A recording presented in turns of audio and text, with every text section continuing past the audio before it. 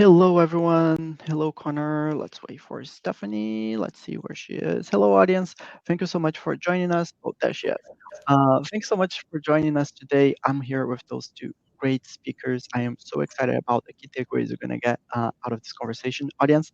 It's going to be an amazing panel. I was talking with them backstage, and I already have so many notes. But before we start, audience, please let us know in the chat where you're calling from. We want to hear from you and know the global footprint of our elite community. And before we start, we give people a few minutes to join us. I'm going to do an icebreaker with my speakers.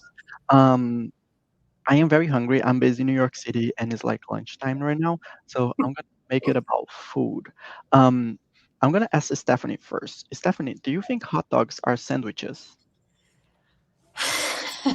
um, my gut is just saying no. But I feel like people are probably pretty strong opinion on this.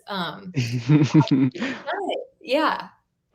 Well, I had a marketing person on a panel before, and they said if the marketing is good, anything can be a sandwich. Oh, now I like that. I think if the marketing is good, anything could be anything, really. Right? Uh, what about you, Connor? Do you think cereal, a bowl of cereal, is a soup? Ooh. First off, hot dog, not a sandwich. I come from the Chicagoland area, so a hot dog's a hot dog out there. So, soup, a cereal is a soup. Um, yeah, I don't. If you're going to consider a soup, a liquid or broth type in a bowl with some sort of additive, like I guess so. Maybe you can consider it a gazpacho soup. Cold soup. Sure, I can jump on that train. All right, so So should cereals it are. put it in the soup aisle? Ooh. Maybe. Well, now we need to remodel this grocery stores. What do you think, Stephanie? Are cereal a bowl cereal? Is a bowl cereal like soup? I don't think so. To me, soup No. is savory, not Okay. sweet. Yeah, that makes sense. But again, if the marketing is good, right, anything can be a soup. Yes. I'm seeing in the chat we have people from everywhere: Austin, Texas, Dubai, California, Boston, Vancouver, Washington, D.C. Welcome, everybody. Thank you for joining us today. We are here today to talk about how to forecast using AI. And first of all, let me ask you, I had problems with my mic before earlier today. Is everything all right? Everyone can hear me good? Mhm. Yeah, awesome. So we're here today to talk about how to forecast with AI with the brightest minds in the business. Um, Audience, again, feel free to let us know where you're calling from, and let's use this chat to ask a lot of questions. My name is Eduardo. I am a marketing manager here at Modern Sales Pros, and we are the world's largest and finest community for more than 35,000 members in sales management, leadership, operations, and enablement. We are all about taking the road less traveled and bringing you along for the journey. Our mission is to help you tackle tough questions and discover opportunities you might not even know exist. And we do this through vibrant live sessions like this one you're about to experience. We have engaging online forum and we have summits every quarter, and we are expanding to an array of in-person events nationwide. So people from the US here, I see Seattle, Massachusetts, California, keep an eye out because we might have an event coming to a place near you. But let's focus on how to get the most out of this event. First of all, it's being recorded, so we couldn't let all the knowledge the speakers will drop on you today go to the ether. So we are recording this, and then we will send you a follow-up email with the link to the recording, so you can have the content handy when you most need it. And also, let's send the speakers a lot of questions. I already asked them 2 questions, and you saw how great the answers were. So please send them questions, and they will be able to answer everything live for you. It's not always that you have 2 experts answering your questions live. One thing I didn't mention about MSP is that we have the best partners in the market. And today we have exactly here with us sponsoring this event. I'm going to ask Connor. Connor, can you introduce yourself and then tell us a little bit about exactly? Sure. Yeah. I'm Connor Loucks. I'm a product marketing manager here at Exactly. And those that don't know, Exactly provides the only AI-powered platform that combines revenue intelligence and sales performance management to get the most out of organizations and unlock their full revenue potential. Our revenue intelligent platform is designed for finance, revenue, compensation, sales leaders, whoever want to drive quality and sustainable revenue. But me personally, I've been at Exactly for over 5 years now, spending the last couple on our product team, focused on helping our customers achieve their pipeline management and forecasting goals with our Exactly forecasting product. Awesome. Thank you so much for joining us, and thank you exactly for being a partner. If you audience like what Stephanie and Connor share with you today, there is a button at the top of the page that says request a demo for our sponsor, and then you can click that. The Exactly team will get in touch with you soon, and then you can see the magic happening. It's not magic, it's AI, as we are about to learn. We already heard from Connor. Let's hear from Stephanie. Stephanie, can you introduce yourself to the audience? Yes, my name is Stephanie Schall. I'm the Global Forecasting Strategist here at Exactly. And I've been here for almost 6 years now, and work with our customers. I work with sales leaders every day, prospects coming to talk to us. We talk through best practices, make sure that customers are receiving the value that they need, as well as working with our RevOps team internally in making sure that we're getting the value out of the forecasting solution and really driving an accurate forecast. So happy to be here and have this conversation today. Thanks for joining us. Awesome. Thank you for joining us, both speakers. I'm going to pass the mic to both of you now. I'm going to leave the stage, and now we're going to be watching live. Audience, I'm going to drop the speakers' LinkedIn into the chat pretty soon. I see somebody ask a question. The recording will be available, and the transcription is just will be available also on YouTube, so you can see the transcription in there. But I'm going to drop right now. I'm going to let you speakers have some fun on stage. I'm going to be watching live, so please take it from here and have fun. Awesome. Thank you, Eduardo. All right, cool. Stephanie, let's jump right in. Maybe it's a broad question, but I think a very important question. So when you're talking to your customers, let's say, what are the top 2 to 3 challenges that they're facing today? Yeah, I mean, when prospects come to us, I think the big pain on their mind right now is efficiency. Being able to do more with less. A lot of the challenge starts with not having predictable data. Challenge with that is they don't have this consistency across their process. There's not good hygiene in the pipeline, so there's just not good confidence in what's happening. Deals aren't staged correctly, they're not categorized correctly, and so what ends up happening is there's a false sense of security that we have the pipeline that we need to support that number, which then leads into the low forecast confidence. So if you're not secure in what's happening in the pipeline, then how do you have confidence in the forecast? And the challenge around that is that it makes it so difficult to bias constantly. Intuition bias, as sales leaders are like, it's the bane of my existence. Being able to understand risk, being able to identify what's changing, where things are moving, how it's progressing, and being able to get those early warning flags so they can keep deals on track. And then you've got, the challenges of just, all the different go-to-market teams in the collaboration across those, and being able to get all that knowledge in one place and leverage the relationships that are happening across those cross-functional teams. So I would say those are probably the 3 things that I hear most commonly from sales leaders. Yeah, absolutely. And obviously have their handfuls with even just the top 3, and I'm sure there's many underneath those, and all of those kind of roll into more as well. So, but even on top of that, we have macroeconomic pressures that are just coming down on our go-to-market teams day to day here. So maybe let's look at what are some of the impacts that those pressures are currently having on some of the businesses today that you're talking with. Yeah, great question. I think the impact is big.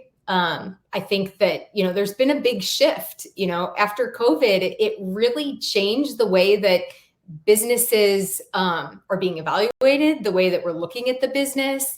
There's been a big shift from that growth at all costs mentality, where it's new logo, new logo, new logo, in that shift over toward, the customer and expanding the customer and really digging into that relationship. So with that shift becomes, you've got different streams, you've got those different go-to-market teams. You're looking now at customer success. If you've got a role that is in charge of the renewal, if you have your role that, of course, your, client executive or your AE, it's really having to bring that data together so that you can understand what's happening and the impact of not being able to function in that way and understand what's happening on this side of the business, the customer, before the AE is going in and trying to,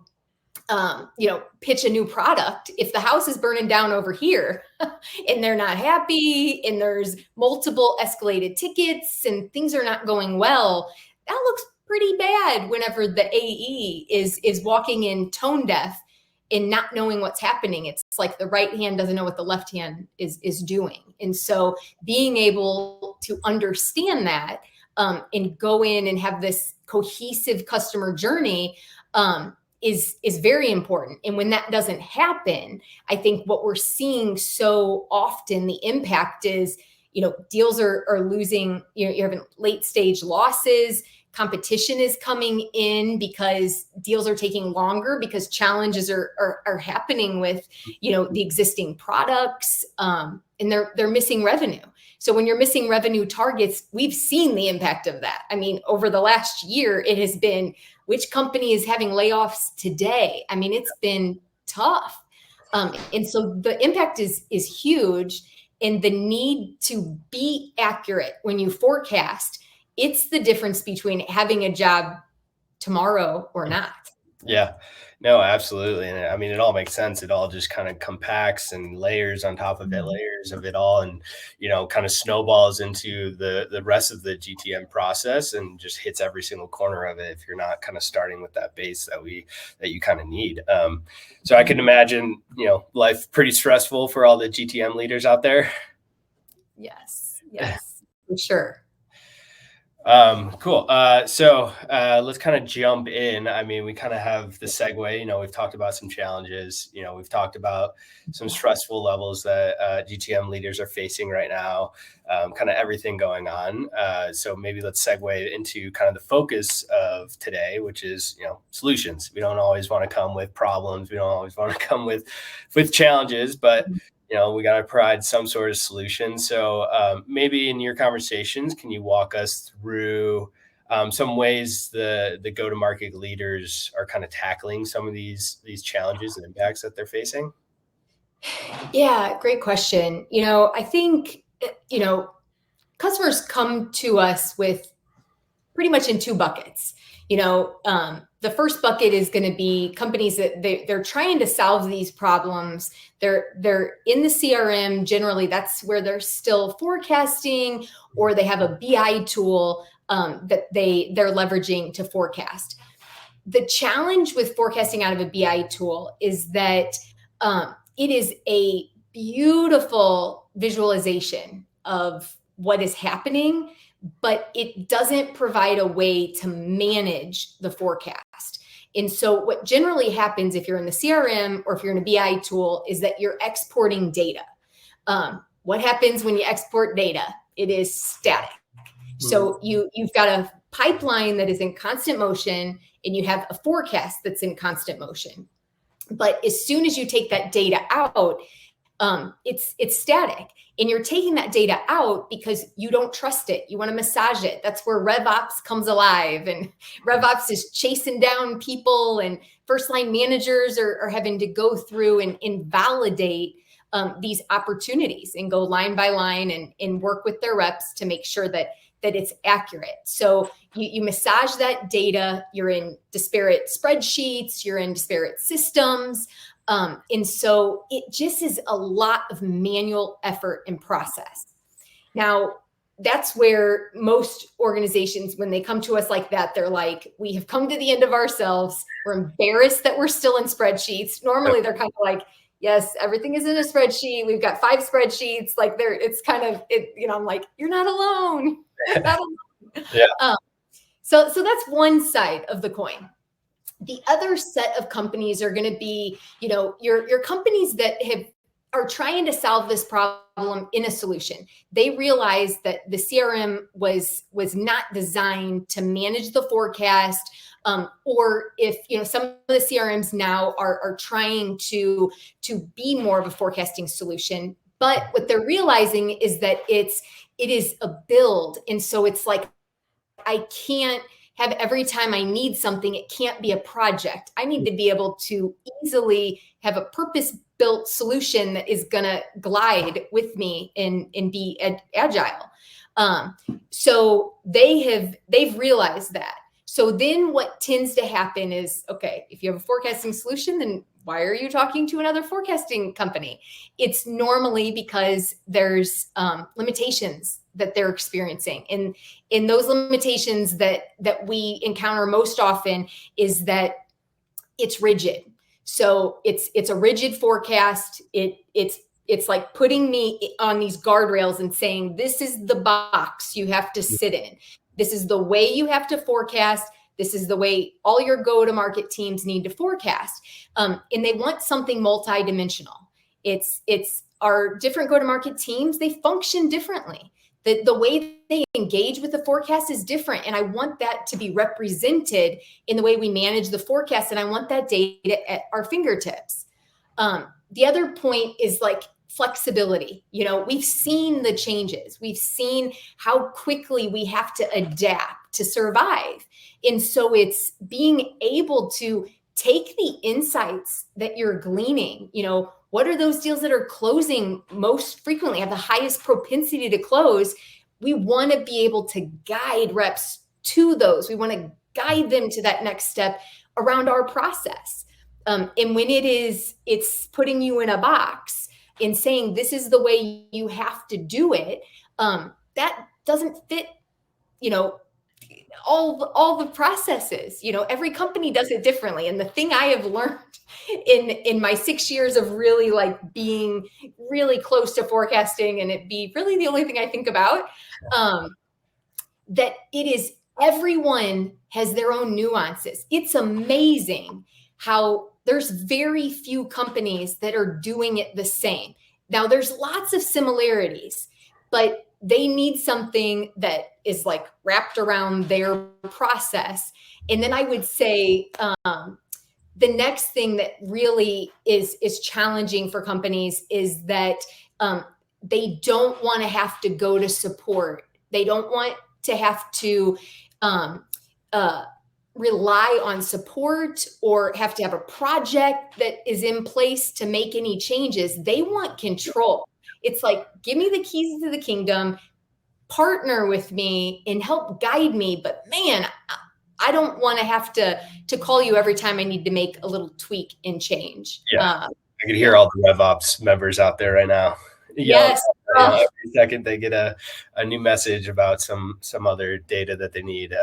Absolutely. Can you add this report? It's like, how do we not do that? Because now I've got to go have 3 calls with this company to get it set up. So and then they don't want that report anymore. They want a different report or something added to the report. Oh, yeah. It's always tweaking. It's like, if you're paying attention, it's like when you're in meetings and it's like, what are the questions that we're constantly asking the reps? Yep. That it's like, you need to be able to surface that data. It's like, I shouldn't be asking the rep the same question. If I'm asking the rep the same question every single time, or as a sales leader, we're asking the directors the same question, we just need to surface that data because it's obviously important. So we need to be able to have that data easily accessible and known. Yeah, totally. I think I cut you off with the data control. So finish up the last couple of things. Yeah. The last thing I was just going to say is that, so we're here to talk about AI. And And AI is a lot of times they come to us and they're like, we know we want AI, we don't trust it because we don't understand what it's coming from. So it's a black box. It shoots out a number, maybe a range, but I got nothing else. And so I don't have flexibility to speak into what is included in it. And I don't understand why. I'm just given a number. And so it's like, I want more visibility. I want to break that black box open. Absolutely. Yeah. I mean, keyword today, what we're getting into, AI, like, you know, everyone's interested in what it's doing. They want it. They want to incorporate it somewhere. They just don't know what or where, or like, you know, issues that they're having with it. It's obviously the spark word in today's society. So, you know, we jumped into challenges, the what, the why, and some of that stuff, but something that we should probably deep dive on to give the audience what they're looking for is, you know, the how. So how exactly are you seeing your customers that you're working with accomplish some of these tasks in efficient and effective ways? Yeah, great question. You know, I think the key thing is you have to unify the data. You know, one of the things is, you know, if you're in disparate systems, large companies that are in multiple instances of the CRM, you know, you're in the CRM, you're in the ERP, you're in spreadsheets, you know, finding a way to pull that data in to one place so that you have a holistic view, getting all that data under one pane of glass. And the key here is really, you know, getting the customers to be speaking the same language. So often it's like I'm on calls with leaders and it's like, anyone can derail a meeting at any moment by saying, "Oh, the sync is irregular, like it hasn't updated yet, like it's in there," or "That's not the number I see," and it can take that meeting off track right away. And so, being able to have that unified, we're all speaking the same language, that's the baseline. And then you think about, you know, hygiene. I know, like data, like, you know, garbage in versus garbage out. So, you know, our customers, it's getting them to a good place of hygiene. We're getting them to a place where you have visibility, because at the foundation of predictable data, there has to be pipeline hygiene. And so driving those actions, you know, waving the red flag with actionable alerts. You know, we know that, you know, you're at the mercy of the rep. Reps, I was a rep, you know, reps hate admin. They want to sell. They're like, I got everything right here in my brain. I'm good. And so it's like, you know, giving them a way that you're driving effective behavior, but making it easy. Making it easy for them to engage, making it easy for them to follow the process. And they have to know that there's value for them. If it is not valuable, and I think a lot of organizations make mistakes because they want reps to enter data, but then the rep is not seeing them use that data because they don't have a way to enforce a consistent process. So if you don't have a consistent process, that data is pretty meaningless, because it's hard to find patterns when everyone's doing their own thing. And even reps like don't work deals the same, like individually, like one deal, I'm going to work like this, one deal looks like this, all because of the propensity and the you know, momentum of that deal. So once you get to that unified state, you get to the place where my pipeline is clean. Then it's that, as I said before, one of the biggest problems is, you know, cutting through intuition bias. So now as a sales leader, I need to understand the context around the opportunity. You know, what are the strengths and weaknesses? Are there red flags? You know, I need to be able to understand what do we need to do to get this deal across the line? You know, are there insights? What has the engagement look like? Are we engaged with the right people? But where that AI piece comes in is this is the first place that you know, you can give them a gut check.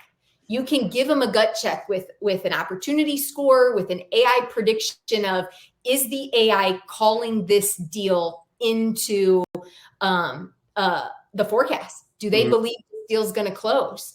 And so having that picture is going to be really important to be able to understand what are the deals that I can count on, what are the deals that I should be pulling into the forecast, and what do we need to do to move these forward. And I would say the last piece that kind of puts the story in place with like, sales leaders is really going to be that forecast. So I think about the forecast like I use Waze. As Waze is the GPS that I use going everywhere. Whether I know my kids are like, why are you using that? We know we've been here 100 times. And I'm like, hey, listen, if I put Waze on and it's from here to their school or whatever, it's going to tell me all the risk in front of me. Is there a car accident? What's the best route I should take to get to my destination? It's going to help me understand, is there a police officer that's on taking radar? Like, do I need to slow down? My lead foot gets pretty heavy. And so it's allowing me to understand what's ahead and helping me be proactive. And so it's like, that's where you are marrying together the art and the science. You're pulling those two things into play of, I've got years of experience of wisdom of driving the car. I know in my mind what the best route is to take, but I don't know what other drivers are doing. I don't know where traffic is. I don't know where car accidents are. And so it's the same thing with the forecast. It's like, understanding and being proactive. When I have that gut check that it's like, I can pull in that AI, that total prediction number to say, here's my forecast. What does the AI think that I'm calling? And then as I'm looking at the individual opportunities to even know which deals does the AI believe in and which deals does it not believe in. So being able to take that look into it, but that's not the only picture when it comes to a forecast. You think of, what about all those opportunities? If you have a short sales cycle, what are all those opportunities that don't exist in the pipeline today that are going to come in and close?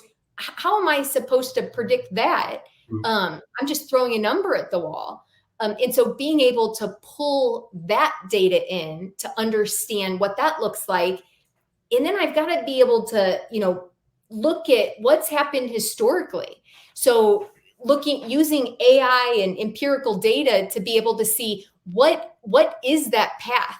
Like, how do I think I'm going to get there? Based on what you did in the last few quarters, this is what I think, this is the route I think that you're going to take. This is how I think you're going to get there.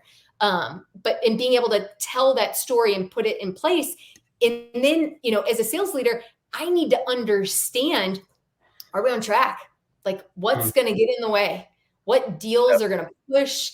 All of those things. So when I can take those different lenses in have that data surfaced up to me to really understand, what does the science say? What do I think? What do I know about my reps and their personalities?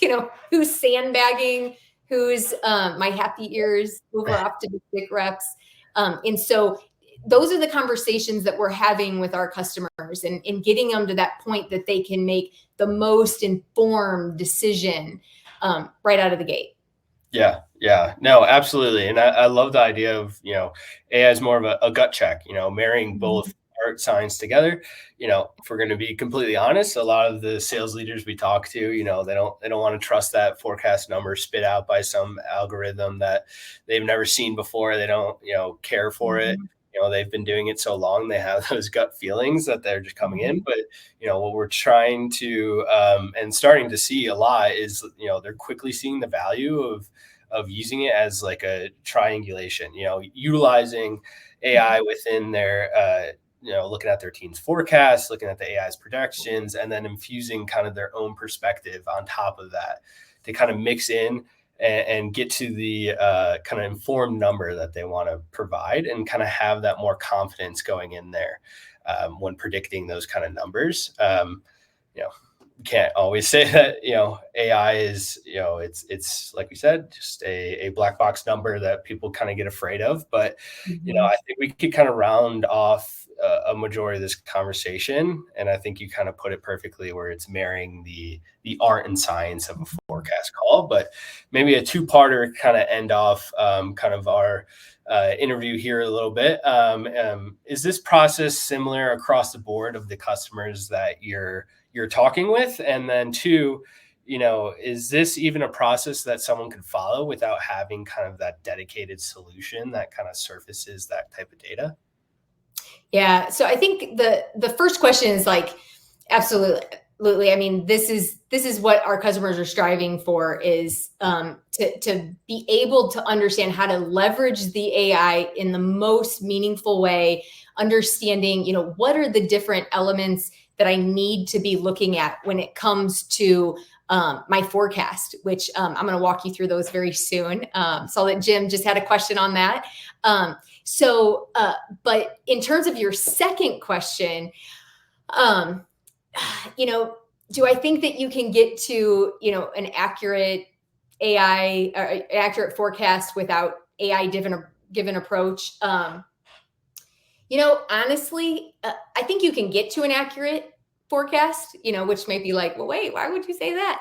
And I think that it's my question to companies that are deciding to just stay living in BI tools and spreadsheets is, it's at what cost? Because if you've got an army of people that are going to do all the analytics and are going to dig in and can get you the data that you need, you could get there. But what deals fell out because of it? What were the deals that you couldn't get to because you didn't know the risk? I mean, when you think about a spreadsheet, you can see, lots of basic information about an opportunity. I know what stage it's in. I know that hopefully you're using forecast categories. I can see, you could put like if there was a next meeting scheduled, what are the next steps, things like that. But I can't identify risk. I don't know what the strengths and weaknesses are on the deal. I don't know what the selling activity has been. I don't know when the last meeting was. I don't know if, I've got to do a lot of digging and individual inspection to be able to understand what parts of the selling methodology and all that are included. So it's just a lot of elbow grease, deal inspection, and it just is not a good use of time. Mm-hmm. That it is, for the return that you get on a forecasting solution, automation, it's like, it should be like, what can we automate to make our reps more effective, more efficient? How do we help them do more with less? How do we help them, identify the deals that should be disqualified? The amount of time, you spend more time in general on lost deals than you do on won deals. And it's like, that's frustrating. For the rep, it's frustrating for everyone. And so it's looking at, the challenge that people have had with AI is that I think it's like, it is the buzzword. It's AI is in everything. We're figuring out how to leverage it more. But I think one of the challenges is that it has been black box. So it's a number. It's like, what do I do with this? Mm-hmm. Like, how do I leverage that? And so what we've done is taken what we call a glass box approach to it. And we want you to know that if the AI says you're going to do 8 million this quarter, like, where's that coming from? Yeah. How do we get there? And so being able to surface that and help you understand the path and help you, it's like data points. It's what are the data points that I need to be leveraging because I need to triangulate all of that information and use it in the most meaningful way. And so it's my gut check. It's here's what each of these areas say. Now let me make the most informed decision. And so that's what, we want to be able to walk you through today, is what that can look like, for sure. Yeah, absolutely. And I know it's, it's tough to say, with the glass box. Hopefully we can jump in and take a look at exactly what that's looking like. But, I just want to reiterate kind of the gut check feel, we know people, and you said it before, yeah, you could probably get to a forecast. People have done it for years without AI, right?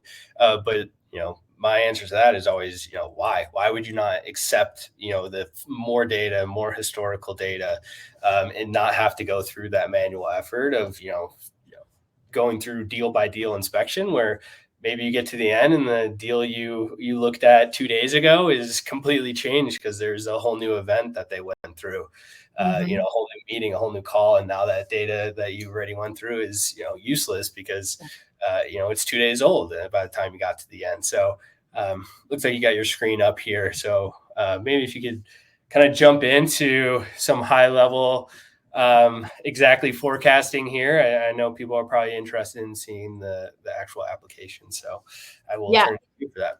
And Connor, I love how you just said that it's like those deals do change. Mm-hmm. That it's like, and just because a deal is at risk doesn't mean it's not a good deal. It's what are the things that need to happen in order to make this a healthy opportunity. And so if you're living out of a spreadsheet or you're living out of a solution that doesn't allow you to understand the risk around your process, then you're not getting that visibility. You're not getting that insight. And those are the things that you need to be able to understand is like, how do we move this forward?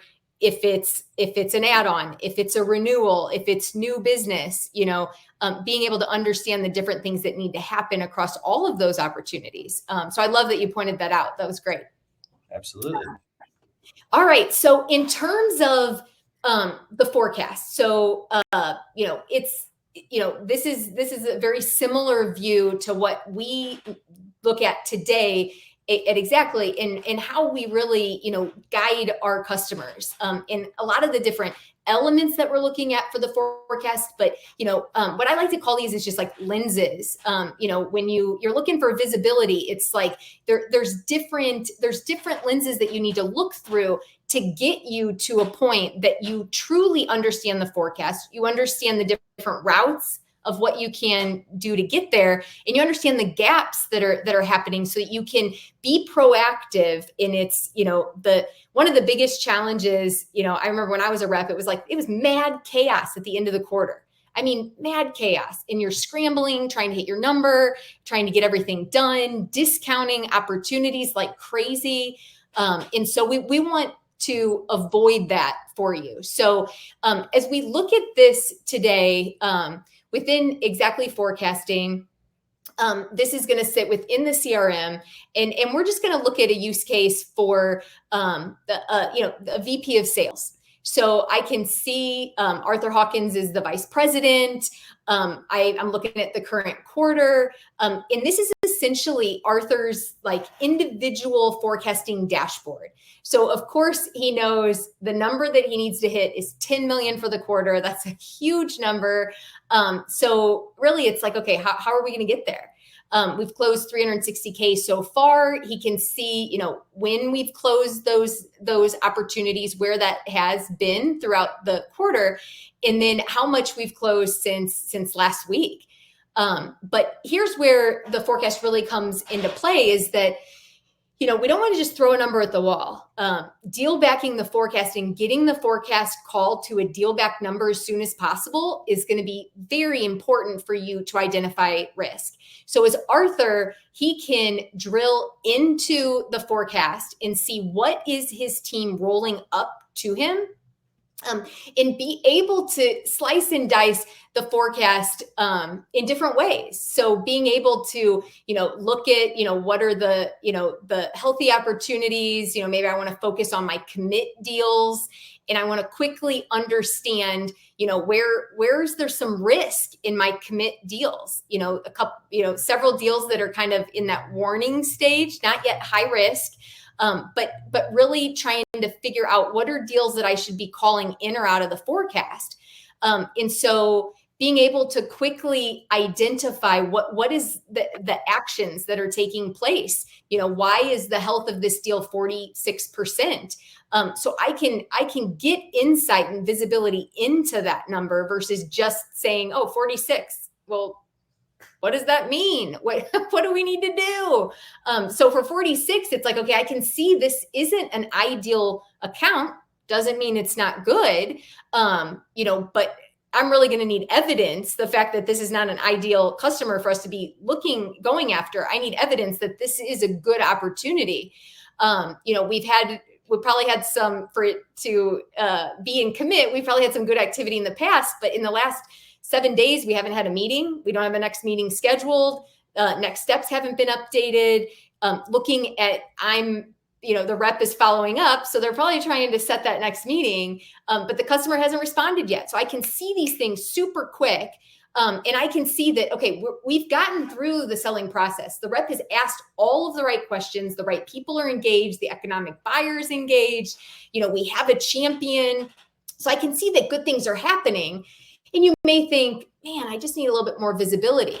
And so it's like, okay, what happened to the engagement? So then I can start to see that it's like, okay, well, they haven't ever really been good at responding.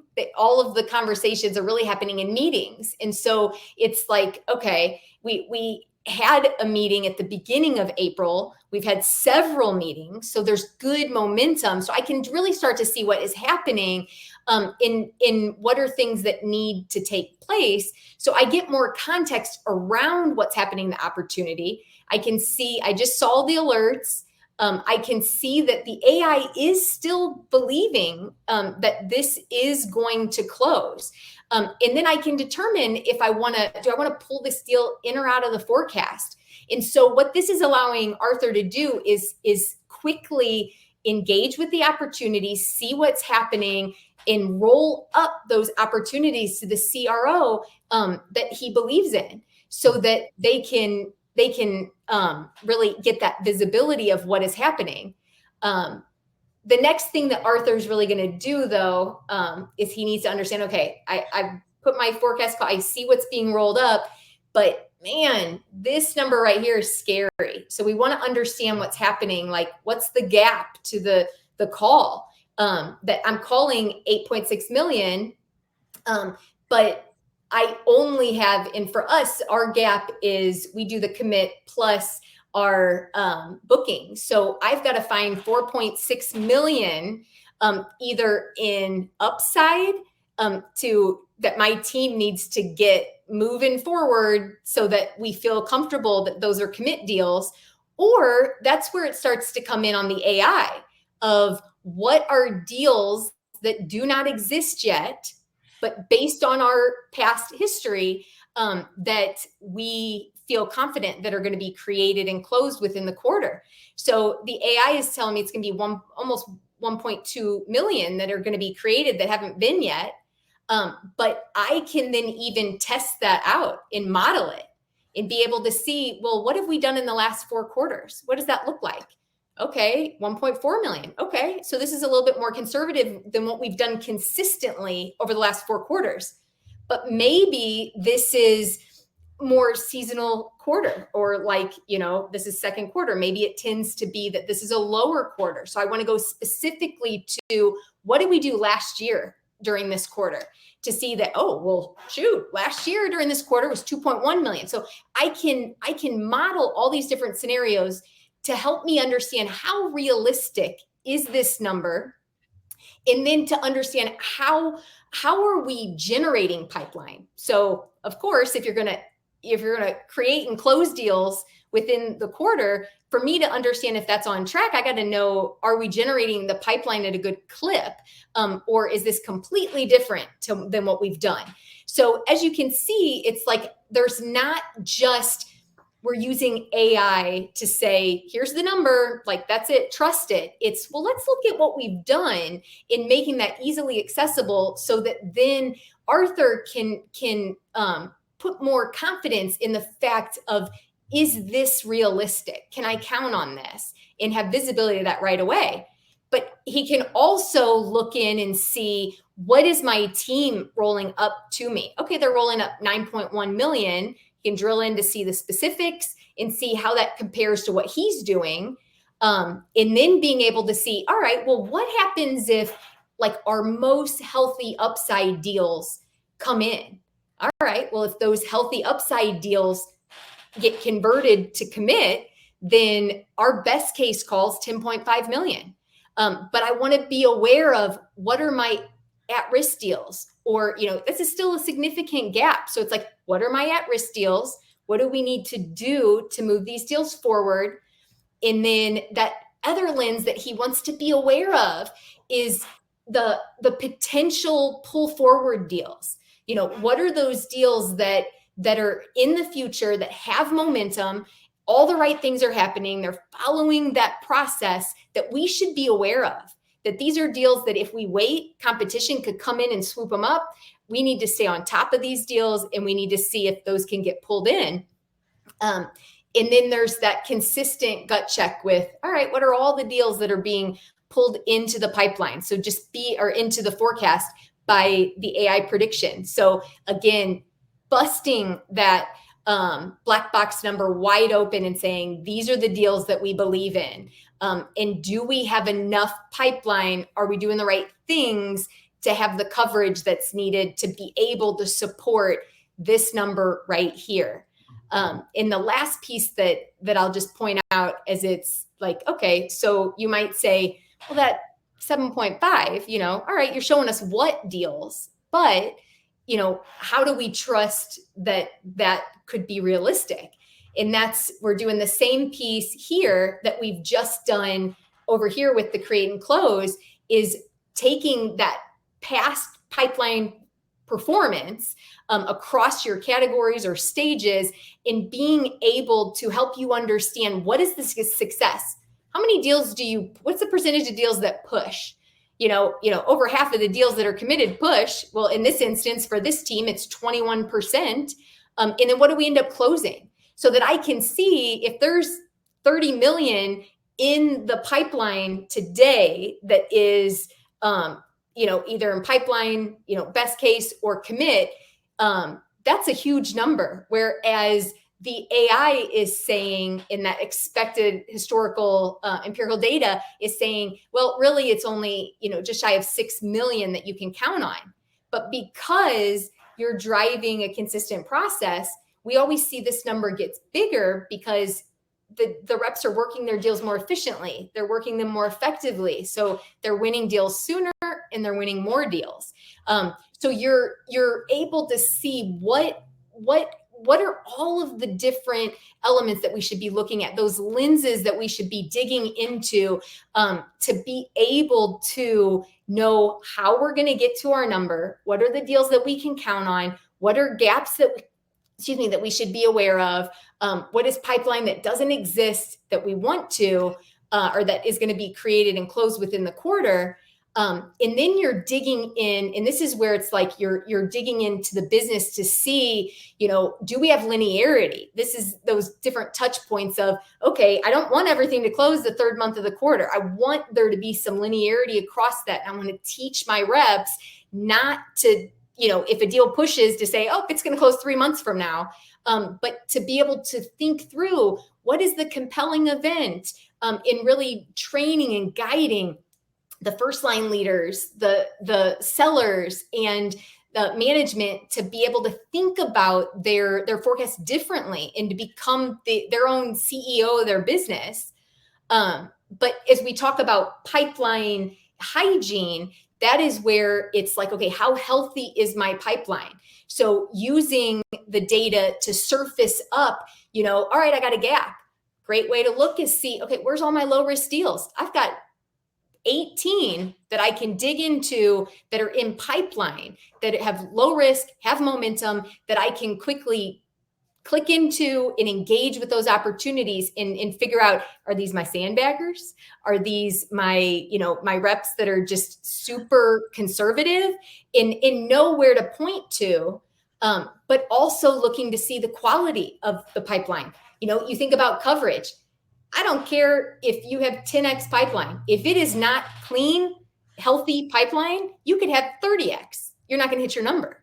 If it's filled with bad pipeline, it means nothing. And so that's where being able to quickly identify what's the health of the pipeline, my opportunities that are 20 plus days old, being able to see, how old are these deals, that it's like, okay, you got deals that are still pipeline in stage 2, a couple good ones, but that is high risk at stage 2 and it's over 120 days.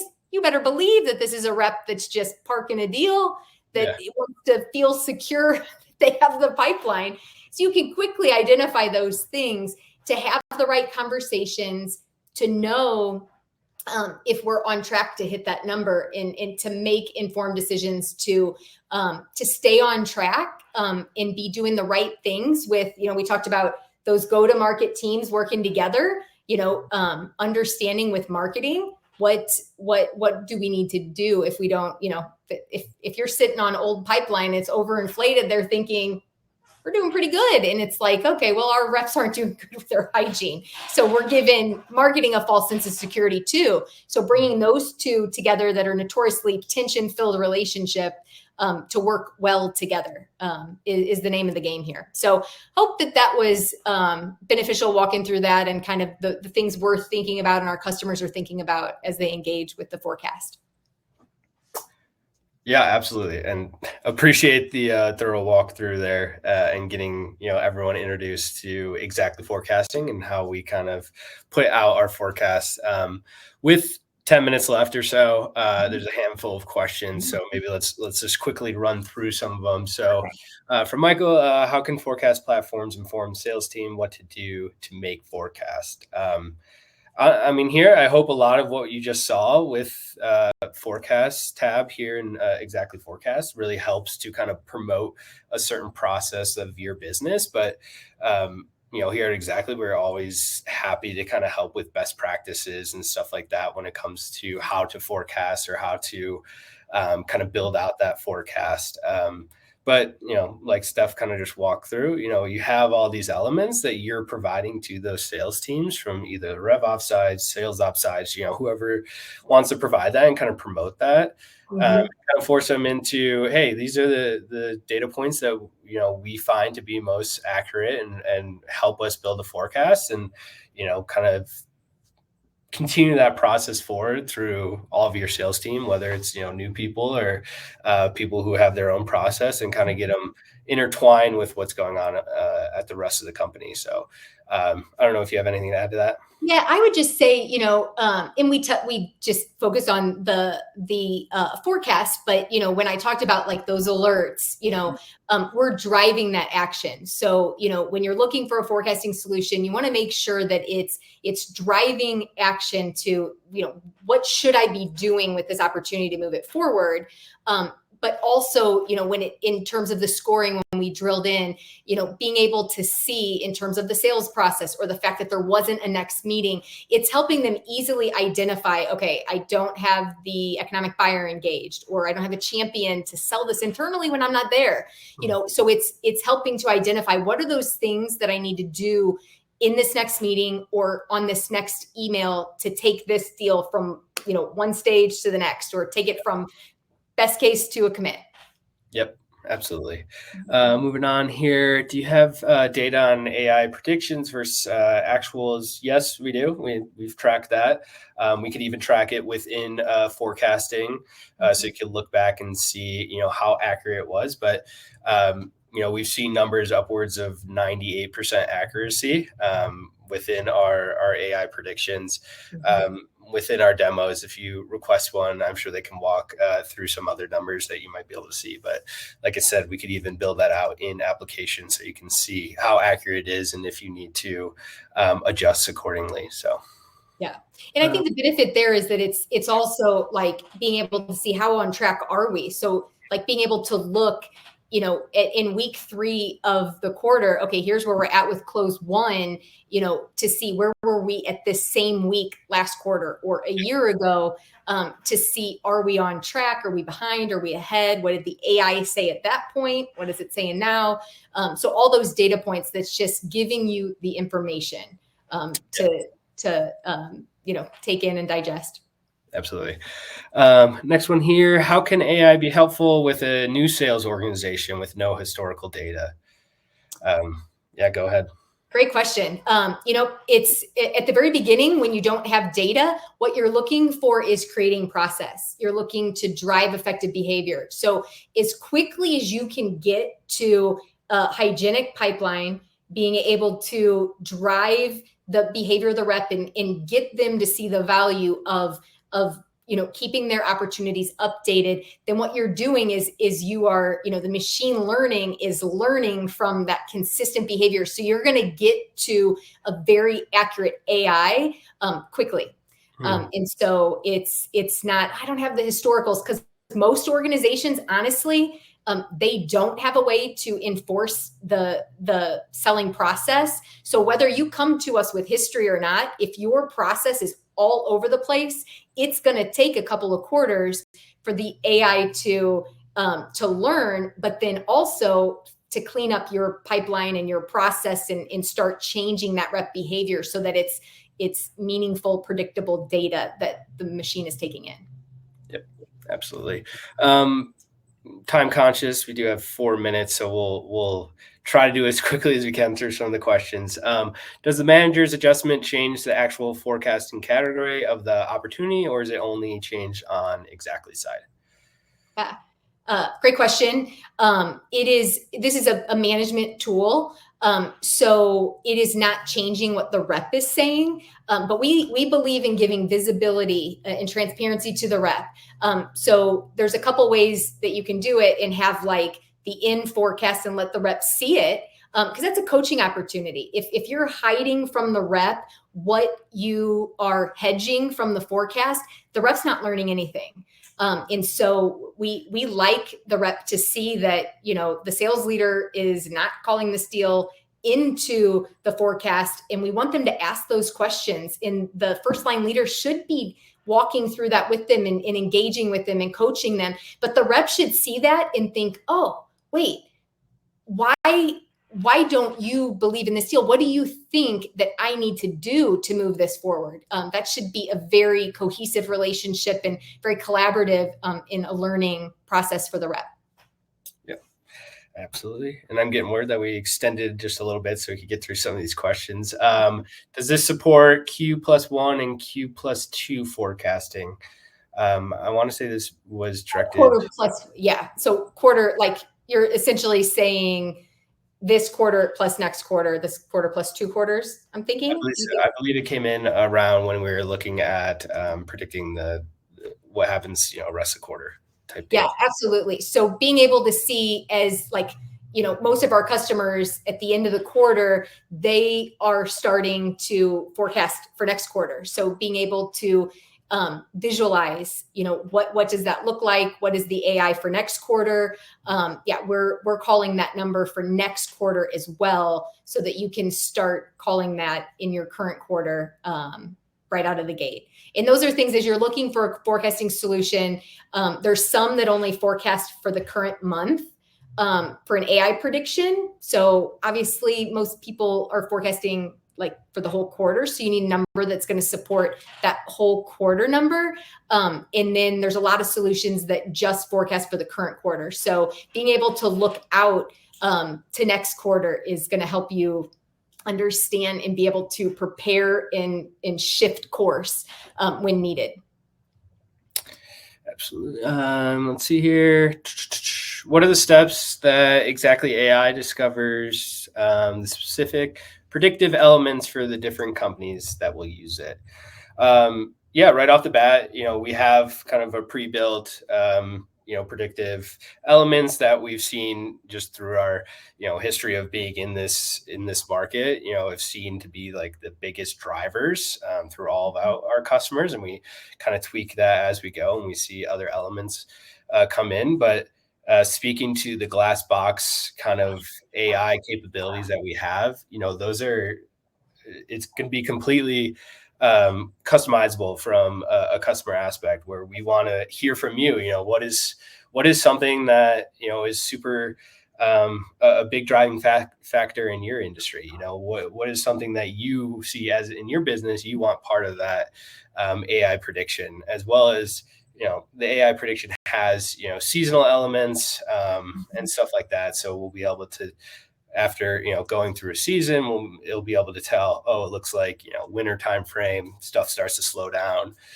Getting into summer, stuff starts to slow down. So it will adjust based off of that after seeing kind of that historical seasonal changes that you might have. But what are anything from your side, Steph?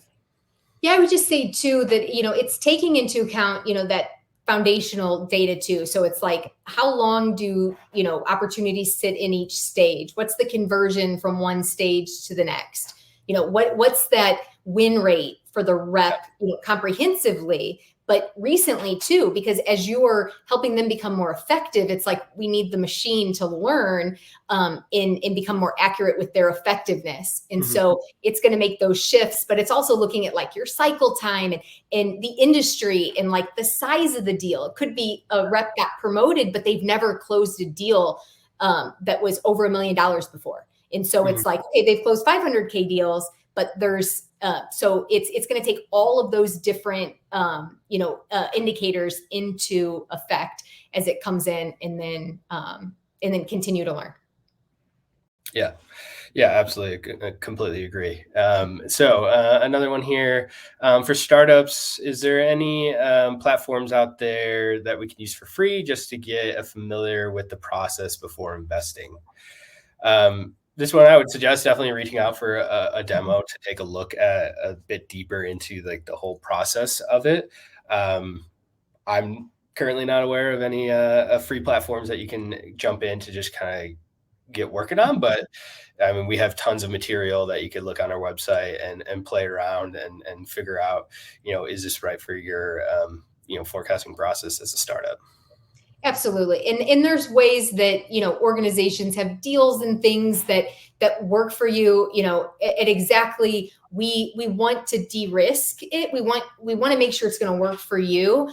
We want to make sure that you're going to get value from it. It's not, you know, we, you know, shoot from the, you know, perspective of, we don't want to get you into an opportunity for you not to see value and then hold you there. It's like, we want to partner with you. We want you to see the value, and we want to be in it with you. Your success is our success. And that's definitely but you're going to get return on it. We're going to make sure that there's value. So would love to have a conversation with you, Gabriella. Yeah. Next one here. Does the forecast consider external factors, you know, i.e. industry trends, micro or macroeconomic, geopolitical situations, etc.? I think that's a tough one, and obviously a very recent one with COVID and everything. You know, that changed everything, and it's hard because, you know, AI is, you know, machine learning. It doesn't understand what COVID is and what's going on in those cases, but my argument is, you know, it's going to be able to tell, you know, something's happening, right? Something's slowing down, whether it's, you know, industry trends or another COVID or something like that, knock on wood. But, you know, it's going to be able to tell during those situations that something might be changing, and it might not right off the bat recognize that, you know, something happened, but over time, it's going to start recognizing their slow in process and kind of readjust to equate for what's going on there. So, and it's going to know, like, in terms of industry, that like if you know Q1 and Q2 are your or Q1 and, you know, Q3 are your biggest quarters. As it reads that historical data, it's going to know right out of the gate that Q2 and Q4 are really, you know, low, you know, and so those sort of things it's learning just from taking in your historical data and being able to drive forward with that. Yeah, absolutely. Quickly, last one here that I'm seeing. Hi, Eduardo, as we get through here. Are the opportunity and information pulled from SFDC? Yes, we pulled directly from FSDC, and as well as other CRM systems. What happens when certain KPIs that are used are not tracked in our FSDC, such as number of meetings scheduled. We integrate with everything. So if it's not tracked in FSDC, you could pull in via CVS or CSV. We also connect directly with Gmail as well as Outlook. So we'll pull in those meetings as well as different information from your Gmail. So any emails that are being tracked, information based off of that meeting that you set and what happened during it, who was involved, as well as course recordings, all pulled directly into the forecasting. Any other elements that you would note? I think we're, bringing in anything from any of your external data sources, your data warehouse, anything like that. The power of our data studio, we can bring that in. And so we want to get everything that you use to inform the forecast into one place so that all the data is there and that you can have that at your fingertips and not have to go search for it or rep search for it, because they tend to not search for it and then they just guess. Yeah, absolutely. Yeah. Absolutely. All right. Edouard was here, so that's our walkout music that we our time to go. But we appreciate everyone coming out and spending some time with us.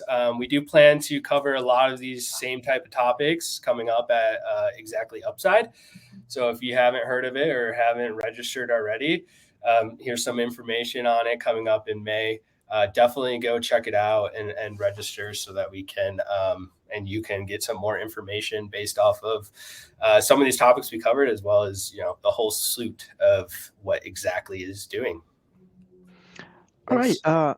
Thank you so much. Thank you, Stephanie and Connor. That was fantastic. I took a lot of notes. Thank you, audience. You are the best part of MSP. Thank you for the participation in the chat in there and all the questions. Keep an eye out for my follow-up email with the recording and everything you need to know. And if you liked what they discussed today, click the button Request Demo with our sponsor at the top of this page and register for Upside. I'm pretty sure you're going to enjoy every single thing in there. Speakers, we can go hang out backstage while the MSP team prepares the follow-up email to our audience. Audience, thank you so much. I will see you next time. Thank you. Bye-bye.